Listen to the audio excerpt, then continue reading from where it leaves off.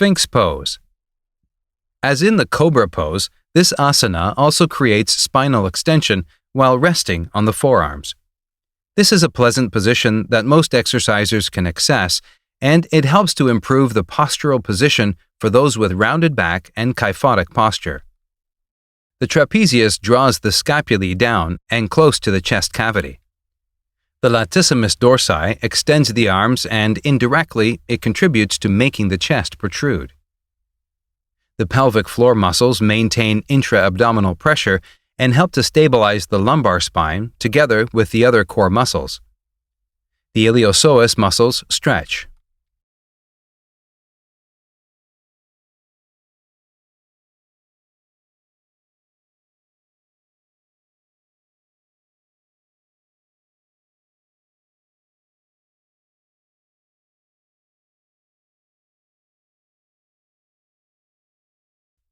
We can perform extension in the Sphinx pose either actively or passively.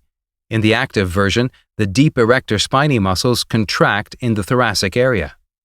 In the passive version, extension in the thoracic vertebrae does not involve the erector spinae muscles, and support by the arms creates passive extension of the back.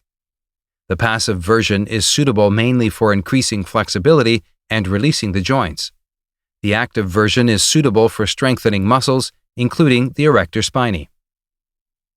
Being able to differentiate between active and passive extension makes it possible to adapt the position to each person's needs with greater accuracy.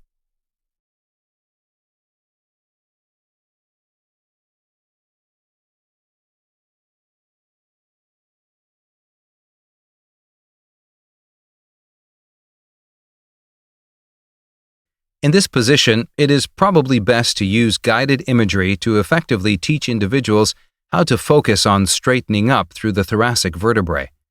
Have them direct an imagery light beam forward from the midpoint of the sternum helps to improve movement patterns and to heighten physical awareness of extension in the thoracic vertebrae.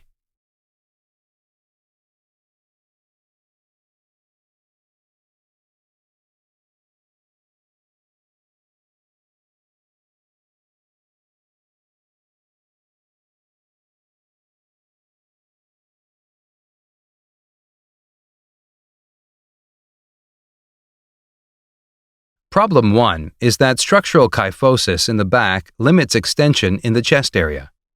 In this position, we need passive segmental extension of the thoracic vertebrae. Structural rigidity, for example, structural kyphosis in the back, limits the degree of extension because of the low potential for mobility in the thoracic vertebrae.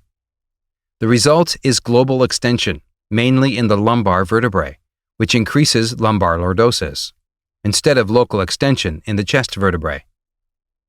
Solution 1 is to place hands forward in order to decrease the range of back extension. Changing the placement of the hands is a means of controlling the range of arching. The further the hands are placed from the body, the smaller is the range of extension in the lower back. Solution 2 involves adapting the hip placement to make the exerciser more comfortable. It is possible to moderate lower back arching by holding in the abdominal muscles and tilting the pelvis slightly to the rear. Problem 2 is cervical sensitivity during hyperextension of the cervical vertebrae.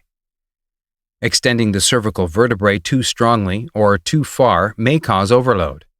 The solution is to direct our gaze slightly downward. Where we direct our gaze affects the extent of cervical arching.